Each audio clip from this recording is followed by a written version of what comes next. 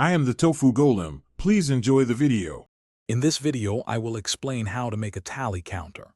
First, understand that a tally counter is a mechanical or electronic device used for incrementing a count by 1 unit each time a button is pressed. We will focus on the mechanical version, which typically uses a series of numbered wheels and a simple lever system. This guide will walk you through the essential components and assembly steps to create your own functional counter. To build your counter, you will need several key mechanical parts.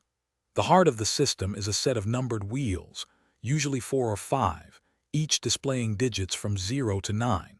A small pawl or lever is crucial. It catches the teeth of the first wheel, advancing it by 1 position with each press. A spring-loaded button provides the tactile input, and a reset mechanism, often a knob, allows you to quickly return all wheels to their starting position of 0. Assembling your tally counter requires careful alignment. Start by securely mounting the numbered wheels onto a central axle, ensuring they can rotate smoothly. Next, position the pawl so its tip precisely engages the teeth of the first counting wheel. Then, connect the input button to the pawl, allowing it to push the pawl forward with each press. Finally, integrate the reset mechanism, making sure all components move freely and without any binding, which is critical for accurate counting. After assembly, thorough testing is essential.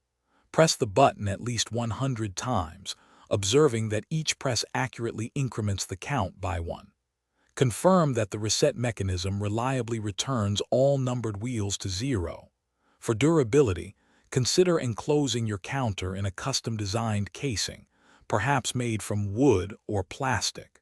You can also personalize its appearance with different colors or materials, making your unique tally counter both functional and visually appealing for years of use. Thanks for watching. Consider subscribing if we helped you today.